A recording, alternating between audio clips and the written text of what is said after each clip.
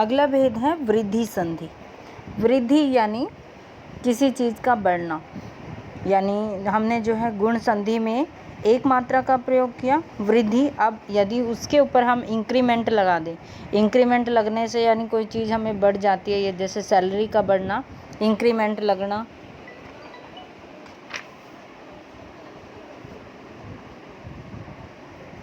तो वृद्धि का मतलब बढ़ना, यानी एक जो मात्रा पहले गुण संधि में एक मात्रा थी, अब वृद्धि में जो है दो मात्राएं आ जाएंगी। यदि आपको ए और औ, आ के बाद ए ऐ स्वर आने पर दोनों के मेल से ऐ होगा और ओ के स्थान पर औ होगा। जैसे मम धन एव ममेव, यहाँ आप देख रहे हो कि दो मात्राओं का प्रयोग किया गया है। मत धन ऐक्य मतैक्य, सदा धन एव सदैव, महाधन ऐश्वर्य महेश्वर्य, जल धन ओघ जलोघ, वन धन औषध वनौषध, गंगा धन ओघ गंगोघ, महाधन औषध महोषध। आपने जो है दो मात्राओं वाले शब्द को देखना है कि बड़ी आई यहाँ पे लगी हुई है और बड़ा ओ यहाँ पे लगा हुआ है। तो ये जो उदाहरण हमारा जाएगा वृद्धि संधि में। अगला जो है स्वर संधि का भेद है यण संधि। जब ह्रस्व या दीर्घ ई उ या री के बाद कोई अन्य स्वर आ जाए तो उनके स्थान पर य व र हो जाता है। देखिए इसकी दूसरी मेन पहचान है कि जो इसके शब्द होते हैं, यण संधि का जो उदाहरण होता है उसमें जो है आधा अक्षर दिया होता है। देखिए आप, यदि धन अपि यद्यपि, यहाँ पे द जो है यहाँ पे आधा है, स्वर रहित है। अति धन अल्प अत्यल्प, यहाँ पे त जो है और ल यहाँ पे इसकी मेन पहचान है, य की साउंड आ रही है यहाँ पे। नदी धन आगमन नद्यागम, सखी धन आगमन सख्यागमन, देवी धन अर्पण देव्यार्पण, दासी धन अपराध दास्यापराध।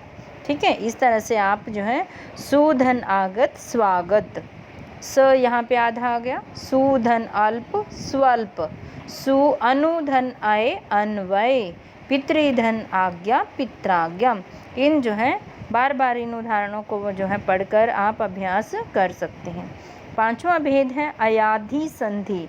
इसमें जो हमें शब्द में जो हमें इसके उदाहरणों में हमें मिलेगा अय आय अव आव, अय आय अव आव, ने धन अयन नयन, चे धन अयन चयन, गई धन अक गायक, गई धन इका गायिका, पो धन अन पवन, पो धन अक पावक, ने धन इक नाविक, चे धन अन चयन, गे धन अन गायन, ने धन इका नायिका, हो धन अन हवन, पो धन अन पावन।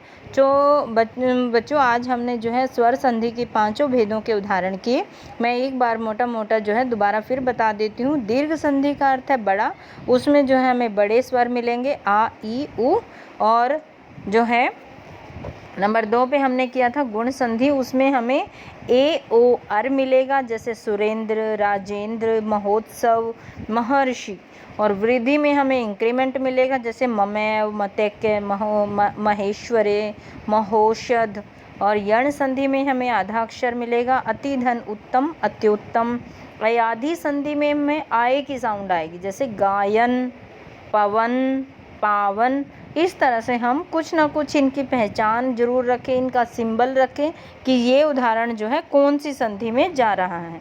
उसके बाद हम करेंगे व्यंजन संधि के भेद, व्यंजन संधि की परिभाषा और व्यंजन संधि के भेद। व्यंजन संधि के जो है कोई भी भेद नहीं होते।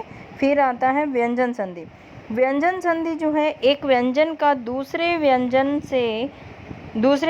से स्वर से होने पर यानी मेल होने पर जो विकार आता है उसे व्यंजन संधि कहते हैं। जैसे उदाहरण में सत और जन सज्जन, षट धन आनन षडानन।